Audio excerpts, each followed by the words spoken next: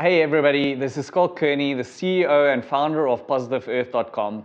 We are essentially looking to connect sustainable startups with the resources necessary to scale.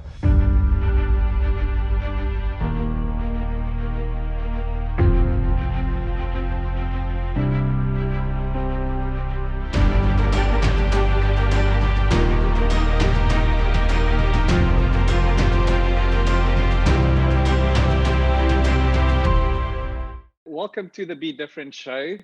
Today we are hosting Daniel Duarte from Koawach. Am I pronouncing that correctly? Yeah, perfectly. Daniel, tell us a bit about your business. How did you get started as an entrepreneur? Actually, I never wanted to be an entrepreneur. It was never a dream for me. But I was at the university doing a lot of projects. And there I found mostly projects regarding towards sustainability. I found my co-founder, and then we decided to be entrepreneur. And then he came to me with an idea to bring coffee from Colombia. I am Colombian.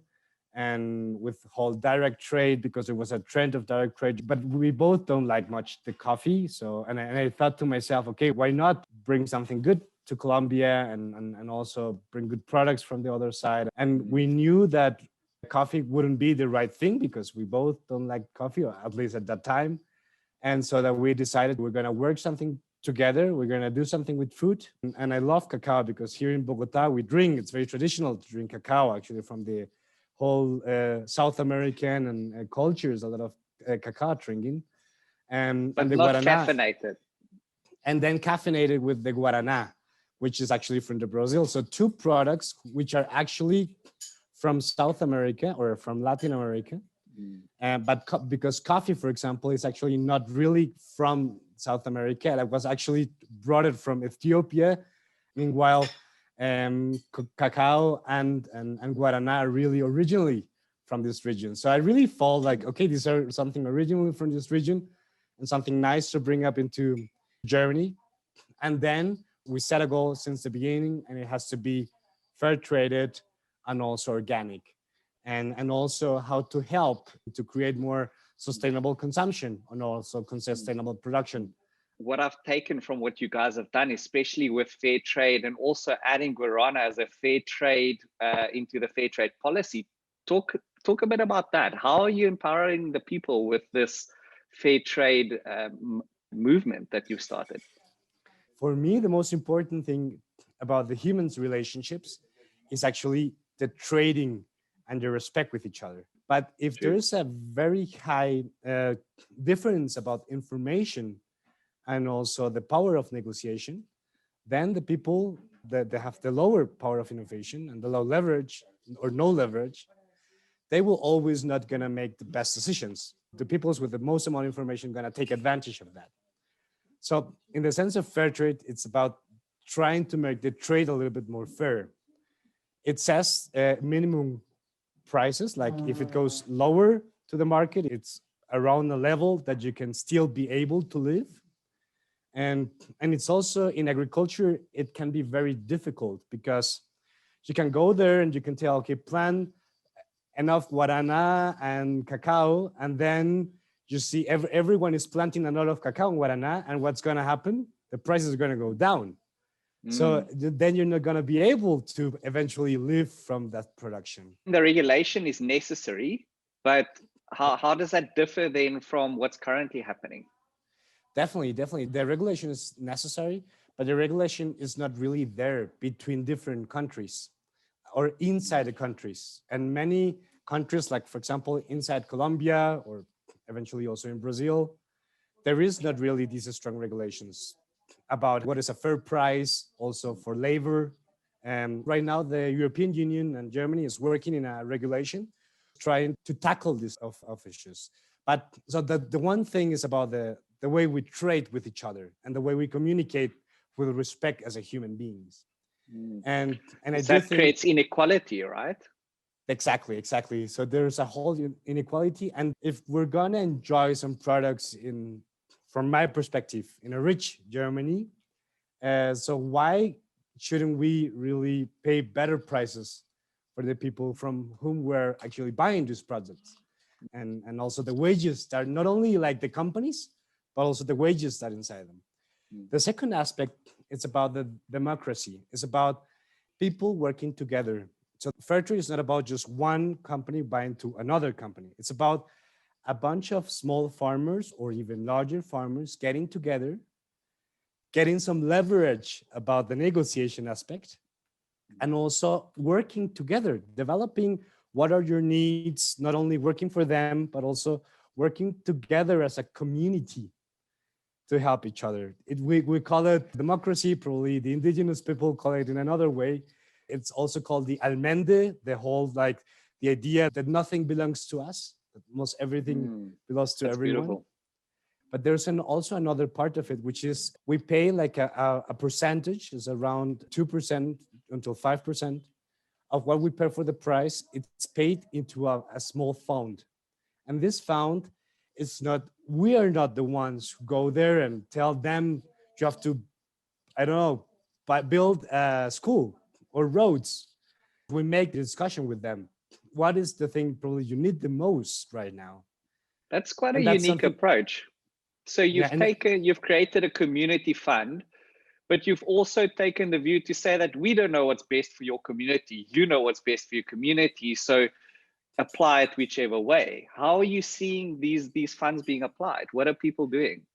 so at the beginning, it was, for example, roads to get more access eventually to the places they were. The other project was to get better machinery so that they produce more inside. The value chain is more near to them. And the third part was actually to construct something like for more sports in the school, because that's something that they wanted to increase more in Brazil. So this fund is also part of the fair trade idea that we can discuss with them and help them, but they make the decision as a community. It's amazing how organically these communities, the things that you're talking about, when I think of the Sustainable Development Goals of the United Nations, it's almost like they're putting themselves through these things of well-being, equality, but it is through the empowerment that these people are being allowed almost to do that themselves. Exactly. And that's the most beautiful thing, because it's also about gender equality. We have very strong women in the fair trade communities. And I mean, Latin America has a very patriarch society. And also in Guatemala, I know two amazing women that are the presidents of their coffee cooperatives, and they're amazing the job that they have done. When you trade, you get to know to each other. And you exchange experiences, and then you say, okay, maybe it's important to be a little bit more aware of the environment. How can you preserve a little bit of your area, because it's Amazonas. Like if I can earn more if I work in a small section, or if I'm more productive, then there's no need to use this other part. And we can also agree all together to work like that.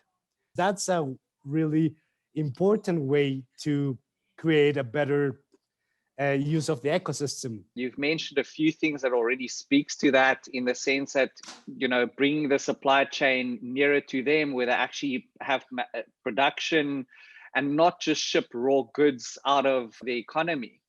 But how does that impact sustainability as a whole? What are you guys looking at in terms of making sure that this doesn't just become another retail giant sucking out the resources? So the idea of the cooperative is really to maintain the role, like how they see themselves, in the sense of protecting the areas that they live, and that they tell this information to the community about the quality of life. Is not to become a amazing big corporation who drains all the resources, but the quality of life, of the aspect we want to live to, is actually enjoying the planet that we have, and also using the resources in a best way that we can. In many cases, the most important things when I talk to farmers, and I talk to farmers in different parts of the world, it's about people leaving the land. What can happen in this situation where their sons goes out and they don't keep building this profession, like, as a farmer, this company or cooperative, then the older one is going to sell its part of land. And he's going to sell him to? And it's going to be eventually big corporations who are going to buy this part of area and then use the land in another perspective. And in this sense, it's also important to generate work there to make it attractive, because there's a lot of issues leaving land in a lot of countries in the world. So that brings me kind of to quite an important question, is that how do we scale this? How do we scale sustainability? Yeah, I mean, for this case, right now we have a lot of people doing great work as farmers. They have a lot of stories. On the other side, we have right now a lot of value chains where we can trace a lot, either with blockchain or with communication of social media, where we can show what's actually happened right now. That's a beautiful thing. And a lot of farmers, they also have already mobile devices and mobile distribution of information. So there's a lot of possibilities there. And if I think about really big corporations, like for example, either it's Amazon or Nestle, they have a great distribution network all over the world. So why is it not possible to use these great organizations or create one organizations? These conversations like this that will highlight to people what's out there, what's possible, what people are doing, and inspire other people to do that as well. How do we replicate this model almost, as opposed to, you know, like this is one area of a market, but it's the model which I think that you guys are so dominant in showing, to say like this is a process that works. And what it feels like is it starts bringing in a competitive edge, because you are now, yes, you are providing a better cost base to the people that you're working with. So you're empowering them to earn a better living, and in exchange, they will start living for your brand, right? So it is really supporting the community from the bottom up, which is amazing. What is your biggest challenge or fear for the future? Of course, I have like personal fears, like I'm gonna be a good husband, or like, you know, like that type of fears that really motivates me, because they're like the ones more real to me. But I understand what you're saying. In the sense of fears, the world, I don't fear much, like in the sense of achieving something. There's not a much of a fear, like the market's not gonna work, you know, like life, it's gonna show it to me. So from my perspective, the challenge is actually how can I get also different companies in a competitive areas? How can we work more together?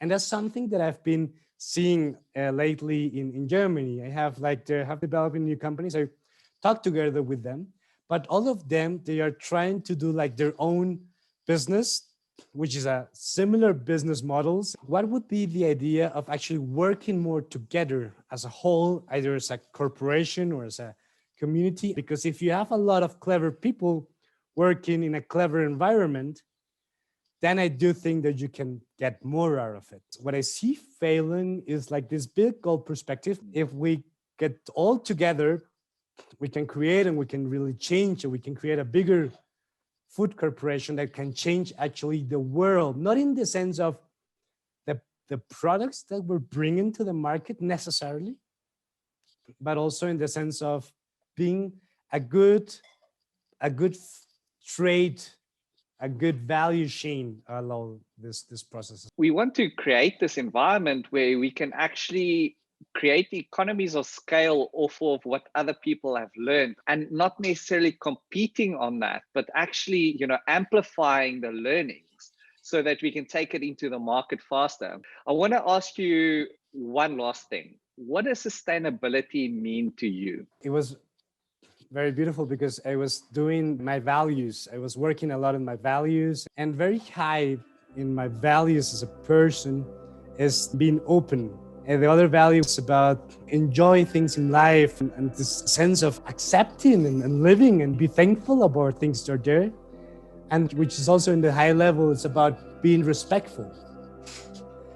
And for me, sustainable is more about like how I am being respectful and thankful to my family, to my business partner, how I'm gonna respect also the nature, what I'm taking from, how much I'm taking from, and acknowledging what I'm taking from and enjoying what I'm having. But the most important thing for me is how we do stuff in a more respectful way, acknowledging the things that we do. And if we change our minds in this perspective, then the world today can change very fast to a sustainable place. There's a very beautiful thread developing with my conversations with founders such as yourself, which is basically sustainability isn't this far off paradigm shift. It's not this big event or something that happens in the future. It is about the small choices that we're making right now and how we are actually thinking about other people and how we trade based on that. It's small incremental changes. Definitely. Daniel, thank you so much for your time. I've really enjoyed the chat with you. So thank you very much. Bye-bye, Charlotte. Travel safe. Keep well. To join the sustainability startup movement and to connect with founders, investors, and other activists, head over to positiveearth.com and sign up to the latest news on how sustainable startups are changing the world.